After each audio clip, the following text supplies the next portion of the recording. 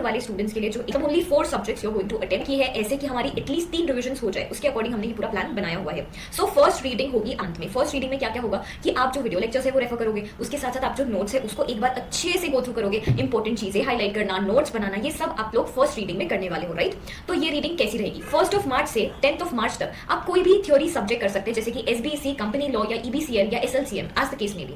Okay, इसके साथ साथ आप एक प्रैक्टिकल सब्जेक्ट रोज पढ़ोगे for 2 hours. That should be your schedule for the entire June 2022 session तक के, ठीक है। ओके, उसके बाद 11 मार्च से 20 मार्च तक, मतलब आने वाले और 10 दिन आप दूसरा सब्जेक्ट करोगे। सपोज ऊपर आपने एसबीएसई कर लिया, तो फिर उसके बाद आप कंपनी लॉ करोगे। अच्छा, इसका मतलब ये है क्या दीदी कि एक दिन में होंगे? Yes, absolutely. एक सब्जेक्ट जो आपका थ्योरी सब्जेक्ट रहेगा और प्लस एक सब्जेक्ट जो प्रैक्टिकल रहेगा।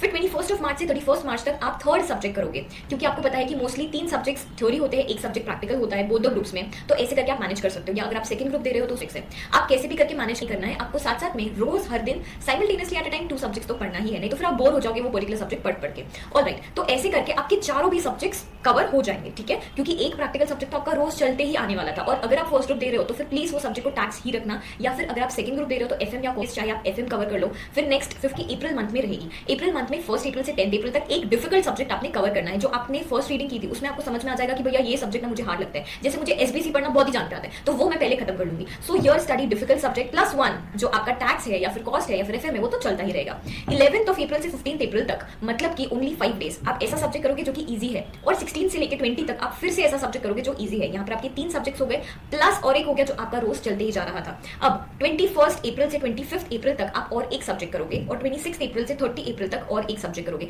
इसका मतलब ये है कि ऐसे शॉर्ट टाइम स्पैन्स में हमने हमारे जो सब्जेक्ट है वो डिवाइड कर दिए, तो हमारी ज्यादा बार रिविजन्स हो जाती है और हम वो सब्जेक्ट की लिंक भी नहीं टूटने देते हैं, राइट। ओके, इसके बाद आ जाते हैं हम लोग थर्ड रीडिंग के ऊपर। ये हमारा रिविजन वाला रीडिंग है, ये हमारा फाइनल वाला रीडिंग है। इसमें हम लोग पूरा जान लगा के ऊपर से पढ़कर सब कुछ कवर कर करने वाले, क्योंकि यहाँ वाली रीडिंग हमारी बहुत स्ट्रॉन्ग होनी चाहिए। डिटेल रीडिंग फर्स्ट रीडिंग थी, सेकंड रीडिंग थोड़ी सी क्विक थी, थोड़ी सी अंडरस्टैंडिंग उसमें ज्यादा थी, याद रखने की चीजें ज्यादा थी, और थर्ड रीडिंग में तो सिर्फ और सिर्फ रिवीजन था, ठीक है। फर्स्ट रीडिंग में सिर्फ अंडरस्टैंडिंग थी, सेकंड रीडिंग में हमने ये देखा कि कैसे हमने ये चीज करनी है, वो चीज करनी है, और थर्ड रीडिंग हमारा एकदम फाइनल वाला है कि इसके बाद तो हमें ये सब्जेक्ट में कोई दिक्कत आनी ही नहीं चाहिए। तो फाइनल रीडिंग आपको कैसे करनी है? 1 मई से 15 मई तक, मतलब कि 15 दिन के लिए आपने 2 सब्जेक्ट्स करने हैं। हो सकता है आप एक सब्जेक्ट 8 डेज करो और बाकी के 3-4 डेज आप दूसरा सब्जेक्ट करो, या फिर 7 डेज एक सब्जेक्ट करो, 7 डेज दूसरा सब्जेक्ट करो, जैसे भी आपको कन्वीनियंट हो। प्लस साथ में एक प्रैक्टिकल सब्जेक्ट, जैसे आप ऊपर कर रहे थे, ऊपर के मंथ्स में कर रहे थे, वैसे ही यहाँ पर भी कंटिन्यू रखना है। उसके बाद 16 मई से 30 मई तक आपने 2 सब्जेक्ट्स करने हैं। देखो ये 2 सब्जेक्ट्स कौन से होंगे? जिसका भी एग्जाम पहले आने वाला है, जो फर्स्ट पेपर रहेगा उसके पहले के 5 दिन आप वो सब्जेक्ट करोगे, जो सेकंड पेपर है उसके पहले के 5 दिन, मतलब 16 मई से हो सकता है शायद 20 मई तक, या ऐसे आप जो सेकंड पेपर है उसकी तैयारी करो। फिर 25 मई से 30 मई तक आप जो फर्स्ट पेपर आपने देने वाला है वो उसकी तैयारी करो, राइट। प्लस साथ साथ में प्लीज यू गाइस ये चीज आप गार्ड बांध के रख लीजिए कि एक सब्जेक्ट जो प्रैक्टिकल है वो तो आपने हर दिन करना ही है, इररिस्पेक्टिव ऑफ कि आप कौन सा सब्जेक्ट वो वाले दिन कर रहे हो, कौन सा थ्योरी सब्जेक्ट की जितनी आप प्रैक्टिस करोगे उतने चांसेस आपके बढ़ जाएंगे वो सब्जेक्ट को एग्जामिनेशन स्कोर करने में। Alright, now let's move forward to बनाते टाइम के अच्छा मेरे ही ये करता है। तो अगर मैं बोलूंगी कि अपने टाइम टेबल को डिवाइड करो वीकली रूटीन में, एंड वीकली को डिवाइड करो डेली रूटीन में। और डेली तो मैंने आपको मेरे चैनल पे मेरा डेली रूटीन मिल ही जाएगा ऑल इंडिया रहेगा कि मैं कैसे पढ़ती थी। दूसरा मैं बोलूंगी कि आपके फैमिली फंक्शंस हो गए, पार्टीज हो गए, स्कूल फ्रेंड्स के रीयूनियन हो गया या फिर कुछ भी हो गया, वो सब आप अपने टाइम टेबल में कंसीडर करो और अपने टाइम टेबल को बहुत ही ज्यादा फ्लेक्सिबल बनाओ। तीसरा मैं बोलूंगी हार मत मानना, हमेशा अपने टाइम टेबल के साथ स्टिक रहना और उसको फॉलो करते रहना। मेरी बेटी की ड्राइंग की बुक है। अब आपको पढ़ना कैसे? चैप्टर 1 आपने यहाँ से पढ़ना शुरू किया, ठीक है। So you just need to read, आपको रीड करना है। ओके, ठीक है, ओके। और मान लीजिए ये पूरा मॉड्यूल में इतना कंप्लीट कर लिया। आपको हर सब्जेक्ट वैसे ही करना है। थर्सडे के दिन फ्राइडे से जब आप पढ़ना शुरू करें तो आपको वापस से कहाँ से स्टार्ट करना है, ये आपको गो थ्रू करना है, एक बार ये पूरा गो थ्रू करना है, और आपकी फ्राइडे को मेन पढ़ाई यहाँ से होगी, ठीक है। तो फ्राइडे टू, और आपको सिर्फ रीड करना है, जस्ट रिमेंबर आपको रीड करना है, रट्टा नहीं रीड करना है, ना रिकॉल करना है। अभी आपका स्टार्ट होगा तो आपकी उसके सेकंड रीडिंग करना है, वापस से यहाँ पे खत्म करना है। मतलब में आपको फिर से वैसे ही पढ़ना जैसे आप पहले पढ़ते, लेकिन आपका इस बार एफिशिएंसी बढ़ेगा, आप ज़्यादा कवर करेंगे इस बार। 4 दिन, हर 10 दिन के बाद मतलब है उसमें आपको सिर्फ लिखना है जो भी आपके थ्योरी सब्जेक्ट है। आपको 2 घंटे कंपनी लॉ, 2 घंटे एसबीसी, 2 घंटे जीआईजी, आपको सिर्फ लिखना है। लेकिन राइटिंग प्रैक्टिस कैसे हो सकती है? मैंने यूट्यूब पे कुछ वीडियो डाले हैं। फिर आप आईसीएसआई की पास्ट एग्जाम के क्वेश्चन आईसीएसआई की वेबसाइट से ले सकते हैं और उन क्वेश्चन को सॉल्व कर सकते हैं। तो आप मेरे टेस्ट पेपर, फिर आप हमारे आंसर की एमसीक्यू प्रैक्टिस करनी है। बट 12 दिन के बाद जो 13वां दिन है, आपको उसमें लॉ सब्जेक्ट के लिए राइटिंग प्रैक्टिस और एमसीक्यू सब्जेक्ट के लिए आपको एमसीक्यू की प्रैक्टिस करनी मैंडेटरी है। दोस्तों ऐसा जहां से भी एमसीक्यू की प्रैक्टिस करनी है, बट 12 दिन के बाद जो 13वां दिन है, आपको उसमें लॉ सब्जेक्ट के लिए राइटिंग प्रैक्टिस और एमसीक्यू सब्जेक्ट के लिए आपको एमसीक्यू की प्रैक्टिस करनी मैंडेटरी है। लेकिन राइटिंग प्रैक्टिस कैसे हो सकती है? नोट्स की आप वो देख के राइटिंग प्रैक्टिस कर सकते हैं, या जैसे कि पास्ट एग्जाम के क्वेश्चंस आईसीएस। डेली का टारगेट जो है ना, कल क्या अचीव करना है वो रात में ही डिसाइड करो। डेली टारगेट सेट करो। अच्छा, 2 सब्जेक्ट पढ़े करके पढ़ना है। बहुत जन बोलेंगे एक subject it's a suicide. Trust me, I my self being a ranker and so many rankers I have influenced and dead them. सो सब मेरे एक्सपीरियंस का नतीजा मैं आपको ये शेयर कर रहा हूँ। 2 सब्जेक्ट करना, एक सब्जेक्ट मत करना। एक दिन में 2 सब्जेक्ट। वो कौन सा? एक थ्योरी, थ्योरी के अंदर अपना 5 पेपर आ गया, कंपनी लॉ, जेआईजीएल, एसबीईसी, ईबीसीएल, एसएलसीए। और 3 है, ठीक है, टैक्स, कॉर्पोरेट अकाउंट्स, एफएमएसएम साथ में। मान लो आपने एक पर्टिकुलर सब्जेक्ट जेआईजीएल पेपर उठा लिया, या तो टैक्स या कॉर्पोरेट। मैं 7-8 घंटा क्या पढ़ूंगा? जेआईजीएल। 3 घंटा में क्या पढ़ूंगा? भी मैं यही अकाउंट्स किया तो मैं लगातार जेआईजीएल कॉर्पोरेट अकाउंट्स ही करूंगा कम से कम 5-6 दिन तक, ताकि मेरा 70-80% खत्म हो जाए। वो increases your efficiency and get the best out of you. नहीं तो क्या होगा? तुम 6 घंटा अच्छे से पढ़ लिया, 7 घंटा अच्छे से पढ़ लिया, उसके बाद रिमेनिंग 3 घंटा तुम वही सब्जेक्ट पढ़ रहे हो ना, तुम खाली बुक खोल करके रखो। तो नया सब्जेक्ट लेकर के आओ, कॉर्पोरेट अकाउंट्स मान लो, तो इट विल गिव यू अ जिल एवरी सब्जेक्ट फर्स्ट। ऐसा नहीं है कि आज 2 सब्जेक्ट पढ़ा, कल नया 2 सब्जेक्ट। 80% पूरा खत्म करो। Please stay away from phones and TVs point while studying. और सर शॉर्ट ब्रेक लेना चाहिए, तो कुछ बच्चे क्या करते हैं, 15 मिनट पढ़े, 10 मिनट का ब्रेक लिया। ऐसा नहीं। जब आप पढ़ने बैठे हो, बहुत मुश्किल है अपने आप को स्टडी टेबल तक लेकर, ठीक है, ज्यादा मुश्किल अपने आप को स्टडी टेबल तक पहुंचा। Self to the study table, make the most of नहीं, क्योंकि जो 15-20 मिनट तो फ्लो गया ना, तो टन फिर पढ़ाई होते तो आया और तुम उठ गए, तो फिर क्या फायदा? तुम्हारा व्हाट्सएप बज गया, क्या फायदा? तो उस फ्लो में पढ़ाई करते रहो कम से कम 2 घंटा। उसके बाद आप स्टडी, उसके बाद आप स्मॉल ब्रेक लो 15 मिनट का and get back to study. Power nap बहुत जरूरी है भाई, 30 minutes once a day, apart from your normal sleep of 7 hours, 7 घंटा सो, और दोपहर में जो है 30 मिनट्स पक्का से पावर नैप लो, ठीक है। 7 आवर्स मैंने बोल ही दिया। सब्जेक्ट का अगर हम लोग बात करें अब, इंपॉर्टेंट चैप्टर्स, मैंने इंपॉर्टेंट, ठीक है, कौन सा चैप्टर 80 मार्क्स कवर कर लेगा और कौन सा चैप्टर 20 मार्क्स। पहले आपको क्या करना है, 80% कवर कर लेना है ना। मैंने बताया ना, पहले हर सब्जेक्ट का 80% कवर करना है। तो अगर आपने जेआईजीएल उठाया, तो जेआईजीएल का 8% ऑफ द सब्जेक्ट आपका कवर हो जाएगा। कॉन्स्टिट्यूशन ऑफ इंडिया, तो पहले आपको ये 80% खत्म करना है, 20% अभी मत खत्म करो। पहले जेआईजीएल के साथ कॉर्पोरेट अकाउंट्स उठाया, 6 दिन लगातार उसको किया।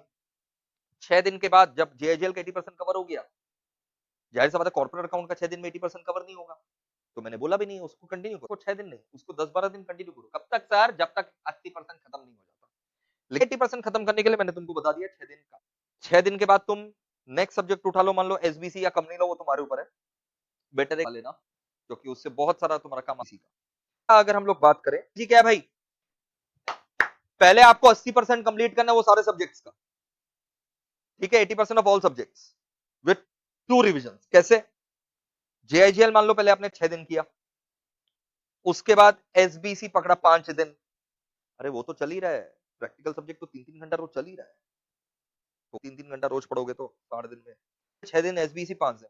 फिर जरूरी नहीं है एसबीसी, आप कंपनी लॉ कर लो 6 दिन, कोई दिक्कत नहीं है। लेकिन जब रिविजन करना 3 दिन का, 3 डेज रिविजन, 3 डेज आपको रिविजन करना है जो 2 सब्जेक्ट आपने पढ़ा।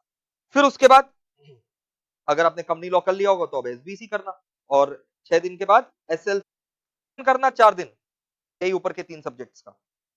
तो एक बार रिवीजन आपका हो, जेएजीएल और एसबीसी किया, जो यहाँ लिखा हुआ, और एसबीसी का एज्यूमिंग आपने एसबीसी किया, जो यहाँ लिखा हुआ मैं एक बार वही पढ़ रहा हूँ, लेकिन आप एसबीसी की जगह बेटर रहेगा कंपनी लॉ कर लेना, और कंपनी लॉ की जगह बेटर रहेगा एसबीसी कर लेना। एलसीएम ईबीसीएल का अपने रिवीजन फिर से एक बार करो, 5 रिवीजन हो गया 2 बार।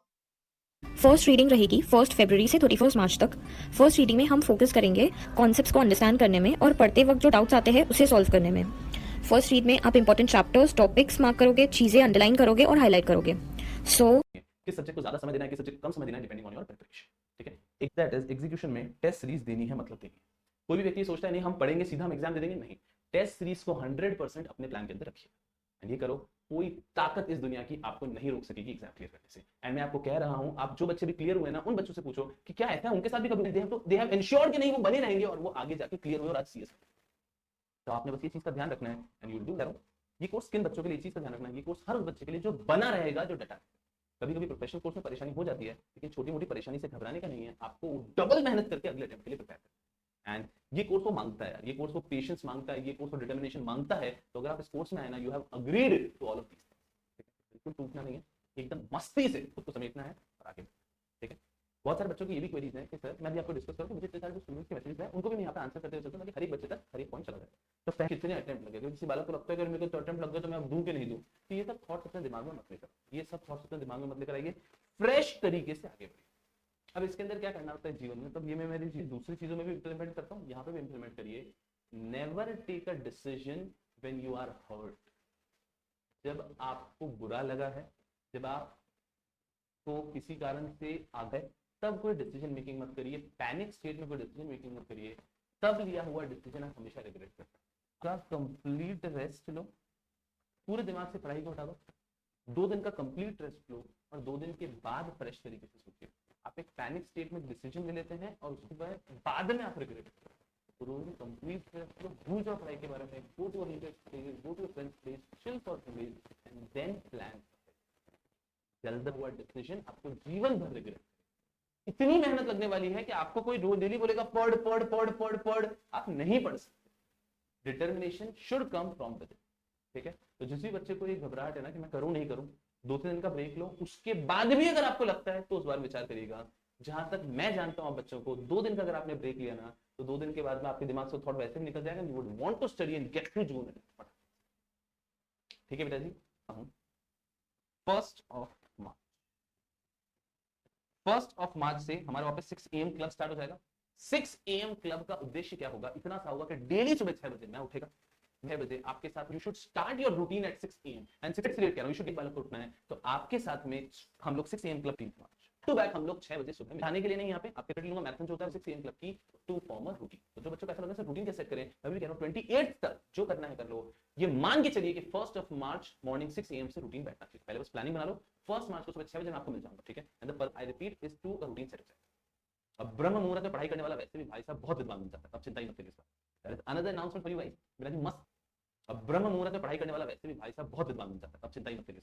That is another announcement for you guys, लग जाती है। तो यही चीज गीता में भी लिखी हुई है कि अगर आपने इमेजिन कर लिया, आप सोच लेते हो कि ये चीज ऐसा होने वाला है, तो चीज वैसा ही होने वाला है। द सीक्रेट में भी वही तो कहा है, द लॉ ऑफ अट्रैक्शन, कि आपने अगर कोई चीज सोच ली है तो वो होने ही वाली है। बस उसी मानसिकता से आगे बढ़ना, ठीक है बेटा। है कि यहाँ पे रूटीन मुश्किल से बन रहा है। अगेन वही ब्रह्मास्त्र टेस्ट सीरीज ज्वाइन करो कहीं पे भी, भगवान ऑनलाइन इतनी टेस्ट सीरीज, आप गूगल भी करोगे ना, बेस्ट टेस्ट सीरीज आपको मिल जाएगी। कोई भी टेस्ट सीरीज आपको ज्वाइन करनी हो करो।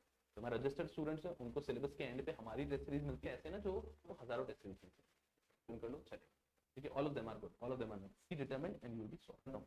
You should have 4 hand. पहले से प्लान बनाओ कि 6 बजे उठ के मुझे कौन सा ये 2 सब्जेक्ट्स उस दिन पढ़ने हैं। तो 1st ऑफ मार्च को 2 सब्जेक्ट्स ही मुझे पढ़ने, तो आप पहले ये सब्जेक्ट का चैप्टर पढ़ना है, तो 6 बजे उठ गए, तो सब्जेक्ट पढ़ना तो शुरू कर दिया। तो प्लान पहले से कर लो, पढ़ाई चाहिए तो 1st मार्च से शुरू करें। पढ़ाई शुरू कैसे करें? They want a motivational push. तो बेटा जी मस्ती सी चीज है, मैंने कहा 6 AM क्लब में स्टार्ट करो। कहीं ना कहीं you have to work really hard to change your future. तो अगर अभी आप इस बात पे रोते ही रहेंगे ना, तो ये हो जाता है एंश्योर कि इसमें आपने किसी भी हालत में नहीं करना। तो बच्चे भी सेलिब्रेट कर रहे हैं, इन्होंने दुख पहले देखा है और फिर ये इस मुकाम पे है कि लोग सेलिब्रेट कर रहे हैं। समझ में आया आपको?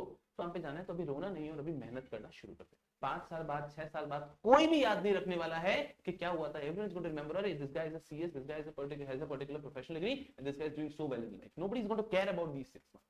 Overthink about the result, take a break, absorb the emotion, समझो अच्छे से हो गया फेल, ये मेरी गलतियां थी, इस पे ठीक है। तो do not overthink about the result, take a break, absorb the emotion, समझो अच्छे से हो गया फेल, ये मेरी गलतियां थी, इस पे काम, ठीक है। कोई भी चैप्टर आप कंप्लीट करते हो, for example if you complete chapter number 1 of accounts, simultaneously complete the RTPs, at least 2 the current 2 attempt का RTP and telling you all that you need.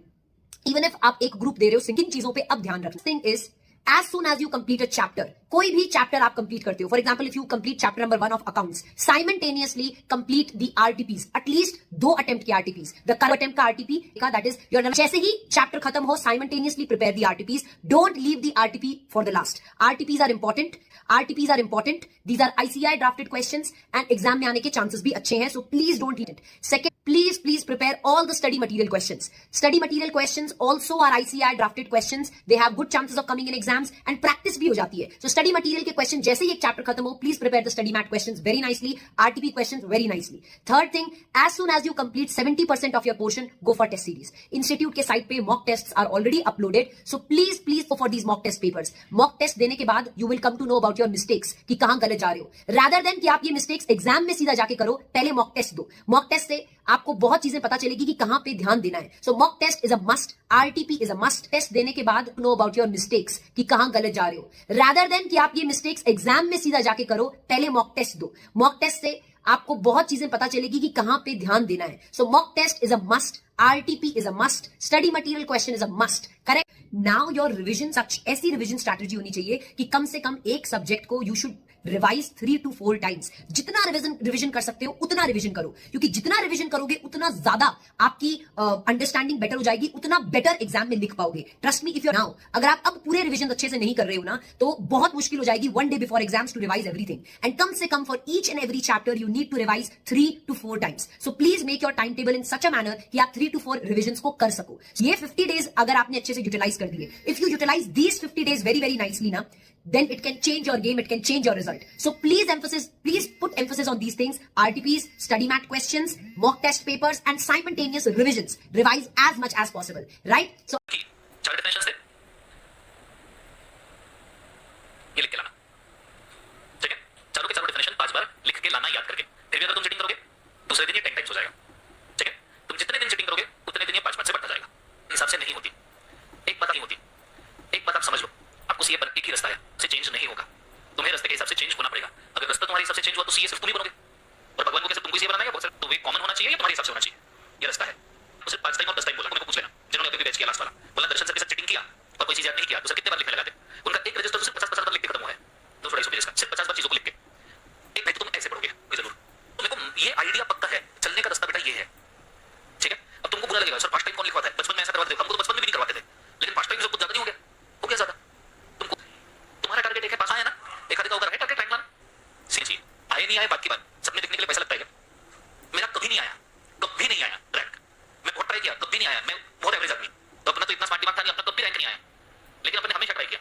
नहीं आया, नहीं आया. सपने देखने को पैसा थोड़ी लगता है. प्रिपरेशन रैंकर्स जैसा करके बैठने का, एग्जाम के 3-4 महीने पहले टेस्ट सीरीज देने का, जिसके अंदर पूरे मार्क लाने का, लेकिन फाइनल एग्जाम पे नहीं जमता था. अब मेरा सपना पूरा नहीं हुआ, मैं दूसरों का कर रहा हूं. इस बार सीए फाइनल रैंक 15 रैंक लाना है, करो सब्जेक्ट हाथ रेस लाना है, खत्म बात. करो रेस, करो रैंक लाना है. हाथ रेस करके तुम्हें अच्छा लगा, एटलीस्ट खुद पे हंसी आई. इजंट इट बैड कि 2 सेकंड के लिए खुद के ऊपर अपन अच्छे से हंस रहे हैं. एटलीस्ट ये तो समझ में आ रही है मेरी कैपेबिलिटी क्या है. जब मैंने पूछा रैंक लाना है तो तुमने हाथ रेस किया. एक तो तुम कॉन्फिडेंस में हाथ रेस करोगे, मतलब तुम में वो पोटेंशियल है, नहीं तुम खुद पे हंस के हाथ रेस करोगे, मतलब तुम खुद को एटलीस्ट अच्छे से जानते हो कि तुम नहीं ला सकते. अब नहीं ला सकते तो काम करते, ये कुछ करने की कोशिश करते है ना. मैं होमवर्क और करना पड़ेगा. मैंने हाथ रेस किया, this is not done. Let's take an example. ये 4 ही डेफिनेशन का तुम्हारा सीए फाउंडेशन लॉ का एग्जाम है. पूरे पेपर में 4 ही डेफिनेशन है. पढ़ोगे नहीं पढ़ोगे? जरूर पढ़ोगे. पूरा याद करोगे तो वैसे ही पढ़ो ना. इमेजिन करो ये 4 डेफिनेशन है एग्जाम में. उस दिन के लिए वो एग्जाम में 4 ही चीजें. ठीक है, आज का तुम्हारा सीए फाउंडेशन का एग्जाम है, उसके अंदर तुमको ये 4 डेफिनेशन 5 बार लिखनी है. इस तरीके से पढ़ना. हर रोज जो बंदा बैठ के एग्जाम देगा वो ऑब्वियसली फाउंडेशन पास हो जाएगा. थ्योरी टॉपिक है, पढ़ के नहीं होगा. सर मेरे को बच्चे पूछते हैं सर इंटर पे और फाइनल पे, सर मैंने वो पढ़ा लेकिन सब मार्क्स नहीं आते. मैं बोलता हूं तूने वो पढ़ा तूने लिखा कहां? एग्जाम ओरल है या राइटिंग में है? ओरल है या राइटिंग में है? तो प्रैक्टिस करनी पड़ेगी. इसलिए मैंने तुमको लिखने के लिए बोला, मैं तुमको पढ़ने के लिए नहीं बोला. और कल अपन ने पूरे डेफिनेशन में पूरा याद करोगे तो वैसे इमेजिन करें एग्जाम में उस दिन के लिए वो एग्जाम में 4 ही चीजें हैं. ठीक है, आज का तुम्हारा सीए फाउंडेशन का एग्जाम है, उसके अंदर तुमको ये 4 डेफिनेशन 5 बार लिखनी है. इस तरीके से पढ़ना. हर रोज जो बंदा बैठ के एग्जाम देगा वो ऑब्वियसली फाउंडेशन पास हो जाएगा. थ्योरी टॉपिक है, पढ़ के नहीं होगा. सर मेरे को बच्चे पूछते हैं सर इंटर पे और फाइनल वो पढ़ा सब मार्क्स से नहीं आते. वो पढ़ा तूने लिखा कहां? एग्जाम ओरल है या राइटिंग में है? ओरल है या राइटिंग में है? तो प्रैक्टिस करनी पड़ेगी. इसलिए मैंने तुमको लिखने के लिए बोला, मैं तुमको पढ़ने के लिए नहीं बोला. और कल अपन ने पूरे डेफिनेशन के डिसेक्शन करने की पूरी वाला वीडियो लगानी पड़ेगी. लगे ही ना, I will be very happy. ये बात ही ना पड़े. मैं तुमको चॉकलेट बांटेगा, कैडबरी से होमवर्क करके आए, जमीन जायदाद बेच देगा, लेकिन मैं बांटेगा. तो पढ़ के आए तो बहुत अच्छी बात है. किसी ना किसी वजह से करना है. नहीं तो तुम करोगे, नहीं तो मैं करवाऊंगा तो पेनफुल है. बहुत छोटा सा एग्जांपल है. Don't open the book. जो भी चीज याद करनी है बुक खोलनी ही नहीं. एग्जाम याद करने का है या रीड करने का है? याद करने का है या रीड करने का है? याद करने का. तो बुक ओपन करके याद करते हैं या बंद करके? तो step number 1 don't open the book. समझ में आ रहा है? स्टेप नंबर 2 जो भी याद करना है try to remember. So try to remember कैसे? कुछ पढ़ा नहीं तो कैसे याद होगा?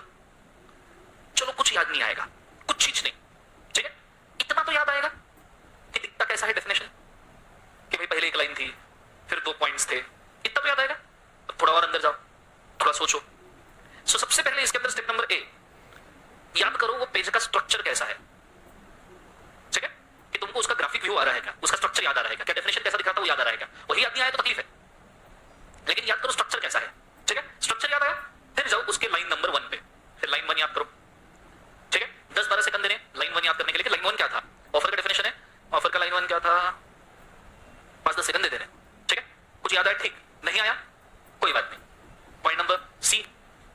पार्ट लाइन 2, फिर लाइन 3, फिर लाइन 4, ऐसा रिमेनिंग पार्ट याद करो।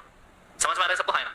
और फिर पॉइंट नंबर डी यहां नहीं आएगा, पॉइंट नंबर 3, अब बुक ओपन करो एंड रीड डेफिनेशन, जो भी डेफिनेशन है उसको रीड करो, और फिर जो तुम भूले हो, whatever you have forgotten, wherever you have made a mistake, whatever you think which is special to remember, such as keywords, ये सब चीजों को मार्क कर दो। सर लेकिन मेरे को कुछ भी याद नहीं आया, पूरी डेफिनेशन मार्क कर दो। बुक तुम्हारी है, ठीक है? अच्छा ठीक है। उसके साथ किसी को जाने की जरूरत है या अकेला जा रहा है? हाँ ठीक है। ये कोई स्पेशल पॉइंट है या कोई कीवर्ड है, जैसे keyword such as signifies his assent, या signifies his permission, opinion, intention of obtaining assent, ठीक है? to do or abstain from doing, ये keywords है। abstain, assent, significance, ये keywords है, तो इनको आपने मार्क करना। फिर step number 5, again close the book, again try to remember. Step number 6, repeat,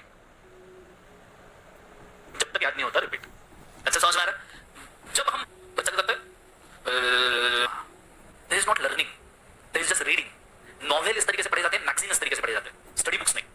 आपको उसको याद करना है, आपको कंटेंट प्रेजेंट करना है। अब एक्चुअली आप बोलोगे सर ये तो मगप वाला सिचुएशन करने के लिए बोल ही नहीं रहा। आप अगर इसको कंसेप्चुअली भी याद कर लो ना, और थोड़ी बहुत वर्ड इधर उधर कर दो, मेरे को कोई दिक्कत नहीं है। सिर्फ मेरे को कीवर्ड चाहिए और मेरे को कंसेप्ट चाहिए, बाकी स्ट्रक्चर तो सेम रहेगा। हाँ है ना? तो स्ट्रक्चर सेम रखो, कीवर्ड सेम रखो, कंसेप्ट रखो, बाकी तुम वर्ड इज द और with hash put this dot कर दो, मेरे को कोई एक जगह पे चाहिए। ताकि वो कितना पढ़ता है, इंसान इस वजह से पास होता है कि ऐसे कितने ड्रॉप्स वो ऐड करता है सेटिस्फैक्शन के। तुम्हारे जितने ज्यादा ड्रॉप्स रहेंगे सेटिस्फैक्शन के, उतना ज्यादा तुम्हारा कॉन्फिडेंस रहेगा, जितना ज्यादा उतना बेटर तुम लिख पाओगे। तुम अगर चाहिए तो बीच में 2 टेस्ट, बंदे ने लिखा हुआ टेस्ट, बंदे ने लिखा हुआ टेस्ट, समझ जाओगे कि ये अनकॉन्फिडेंट है। नहीं इतना कॉन्फिडेंस नहीं, क्यों नहीं है? क्योंकि मतलब सेटिस्फैक्शन लिया ही नहीं। क्रिकेट खेलते हो बस साइकिल छोड़ के हर चीज पाई किया आपने, तुम अभी लिख रहे हो, ताकि नहीं छोड़ना है कि भाई तुम सिर्फ लॉ चलाना सीख जाओ। मैं चाहता हूं तुम हाथ छोड़ के लॉ चलाओ, पैर छोड़ के लॉ चलाओ, घूम फिर के लॉ चलाओ, लॉ छोड़ के भी लॉ चलाओ। जिस तरीके से तुम साइकिल मैनेज कर सकते हो ना, अगर उस तरीके से तुम लॉ मैनेज करना सीख गए तो कोई भी दुनिया का लॉ का एग्जाम तुमको नहीं तोड़ सकता।